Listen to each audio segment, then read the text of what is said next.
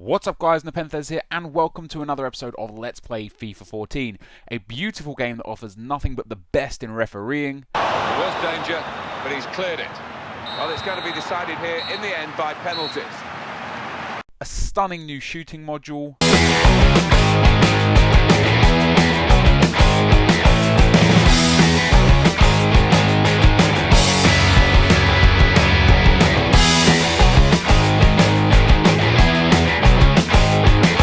And Fernando Torres scoring goals. Fernando Torres. Chance for it. Tries the volley. The goal stands. Before we get into the video guys, I just want to thank you guys again for the amount of support you're showing this series. The last episode got over 5,000 likes, which is absolutely insane, especially during some of the poorer YouTube times. Sometimes videos don't hit sub boxes and stuff, but the fact that you guys are still blowing those likes up is awesome. And as per usual, if you get over 6,000 likes by 9 PM on this episode, I will upload a bonus episode for you guys.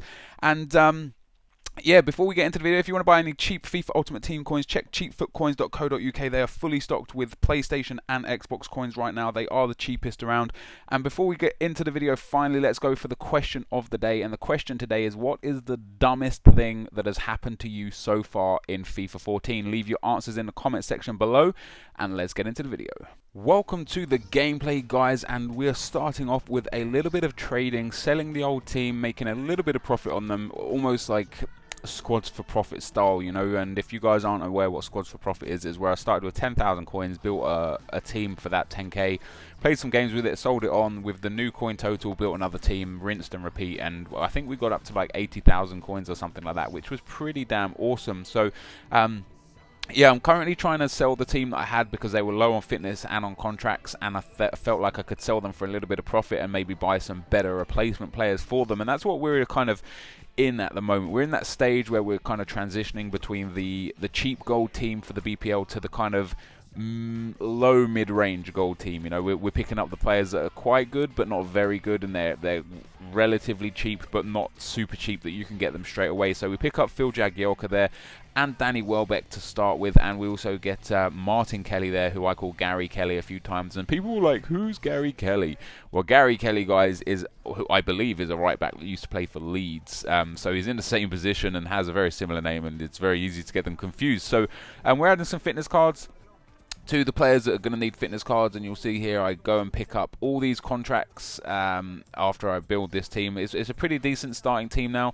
We've got a lot of rare golds in there now. The team probably sell for around 15 to 20,000 coins if I sold it, but I've only got the 4 contracts here, sorry, and I've got a few players that are running low on contracts, but these are players that I'm going to be wanting to keep, so I'm happy to put the contracts on them.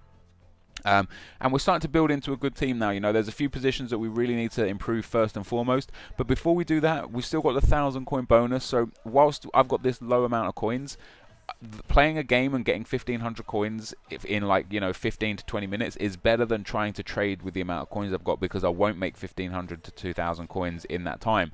So playing games for me right now, whilst I still have the EASFC coin boosts unlocked, is much better for me. So I come up against this guy, and he's got a pretty decent team, a very good formation with the 4-5-1.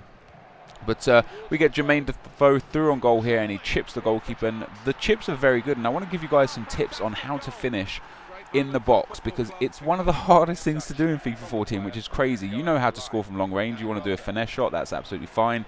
Maybe you do a drilled shot. If you're on the wings, you can cross it and head it. But there's many times where people get into the box, as Defoe scores a stunning goal there. Absolutely amazing finesse shot. I know it's a finesse shot, but the way it goes across the face of the keeper and into the back of the net is just beautiful. Like, I really enjoyed that. It reminds me of Wayne Rooney's free kick against Arsenal in the 8-2 demolition a couple of years ago. But so when you get into the box, guys, what you're going to need to do is 2 things. You either chip it and it will dink it over the keeper, or just hit the ball very lightly. And I mean, like, when you're in a box, like almost on a one-on-one with the goalkeeper, if you're there and there's like people in the box, or you're at a bad angle or something, it's not going to work for you.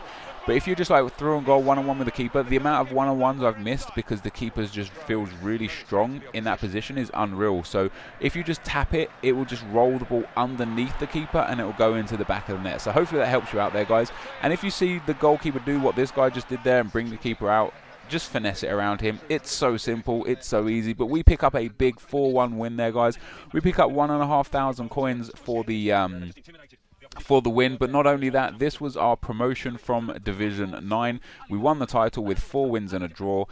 And we get another 3,000 coin bonus. Woohoo! So we are going strong right now. We have a record of 14 wins, 1 draw and 2 losses. And we need to go and strengthen that team a bit more. So we've got 7,500 coins and we're picking up Abu Diaby there. He's a very strong midfielder. He was fantastic last year and he's just as good this year as well. And I also pick up a left midfield there. Pinage, see, he was the only one for that rating, and he's just come up at 59 minutes. So I'll be able to sell him on for some profit when I eventually do sell him. But he's a strong player. He's got really good rounded stats, 85 dribbling, okay pace, good shooting and passing. And we also pick up Aruna Kone, the striker. So he's got 4-star skill moves, which is nice. He's got very decent pace. An okay shot, not the best, but his pace and strength should hopefully see us go strong. And we take this newfound team now. We put these new players in because we need to rest our other stars in the team, and we come up into the Gold Cup now, or the Champions Shield as it's called. We come up against this 4-1-2-1-2 team, and this was a very, very good looking team. Like in FIFA 13, I'd look at those strikers and I'd laugh. I genuinely would, like Llorente and Higuain. Like I'd feel very confident. But in FIFA 14, it's not quite the same. Like these sort of strikers are dominant this year, and Higuain starts off the scoring for this guy on the 24th minute, and I was having a tough time of it in the first half. I really couldn't get to grips with this guy's play style. He was much better than me. He deserved to be in the lead, and he took a 2-0 lead there after the 31st minute. Into the second half, I made a few changes tactically, changed up the formation, and I started playing a bit better, but because I was 2-0 down, I had to go attacking and eventually ultra attacking. And when I was 2-0 down, I went attacking and I got caught on the counter. And when I was 3-0 down, I also went ultra attacking and I got caught on the counter again. And it was very fortunate that the ball flipped through to Llorente there, but it was a beautiful finish nonetheless.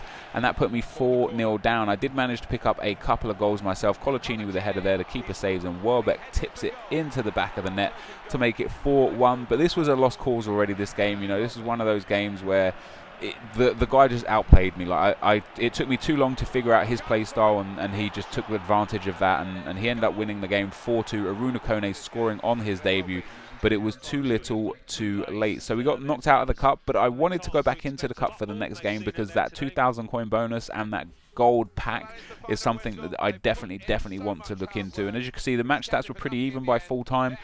If anything, a little bit in my favor. However, if you look at the shots, I had a lot of long range shots, and right now I'm taking those long range shots with centre midfielders and wingers who don't have good shooting. So if you're wondering, hey, why am I seeing all these finesse shots go in from these people and I can't score them, make sure that the players you're shooting with have high shooting stats and maybe even the finesse shot trait. For example, Pablo Hernandez, my left midfielder right now, he can't really score the finesse shots from long range. He just doesn't have the ability to do it. But Ashley Young, who I have in my other account, he scores them for fun and it's fun to play with. And even Hazard as well, who I've started using on my other account, he also scores them for fun and they're really good to play with. The midfielders I've got, Michael Carrick and Abu Diaby, again, don't have crazy good shooting ability, so it's really difficult to score those goals with them as well. So if you're like I was sitting there thinking, why aren't these going in? I can't figure it out. It's simply because they're not good enough to shoot. They're just not good enough, basically. So if you do want to be able to take those shots and stuff, save up your coins, buy a midfielder, something like Steven Gerrard or Frank Lampard, who are both very cheap, and you'd be able to get that. And we go into the cup for a third game here, guys, in this episode.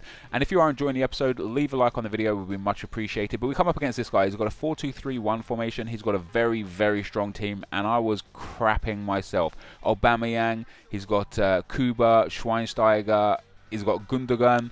He's got Santana and Dante in goal. He's got Dante in goal. He's got Dante at centre-back. My apologies. He's got Lam at right-back. And I was genuinely like, oh, crap. However, just 10 minutes into the game, Oxlade-Chamberlain there with a lovely little bit of play, rounds the goalkeeper and taps it into the back of the net to make it 1-0.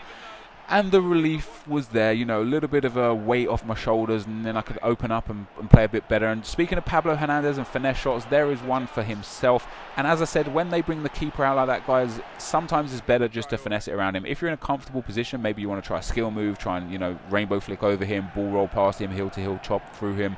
But in general, I personally think you know, you should just finesse around him. And this guy scores one to bring it back to 2-1, and he instantly pauses the game. I was a little bit bemused as to why he did, but we eventually got back into the game, and into the second half, a lovely chip through ball to Aruna Kone, who just beats the keeper to the ball, tucks it over the top of him there, and makes it 3-1. And that really settled me down for the second half, and I started taking control of the game at this stage. And for as good as this guy's team is, he was not the best player. He was very loose with the ball, didn't really control it well.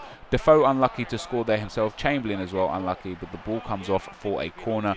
And you know, with corners, I would say 60 to 75% of the time results in a goal, and that's exactly what happens here. Michael Carrick there with a big header to make it 4-1. And yes, guys, I need to learn some new celebrations. I do the same celebration all the time. I'm actually, after this video, I'm going to go and write some celebrations down that I want to start using, and we'll change that up a little bit. I know it gets very boring watching the same celebration all the time. So I end up winning that game 4-2, guys. We advance into the next round of the cup. We pick up another 1,500 odd coins for the win, and that's absolutely fantastic. We're actually 1,627 coins. But guys, this is the end of the episode, and as you can see, I did dominate the game there. Good possession and good shooting. But thank you guys ever so much for watching. Hopefully you're enjoying this series.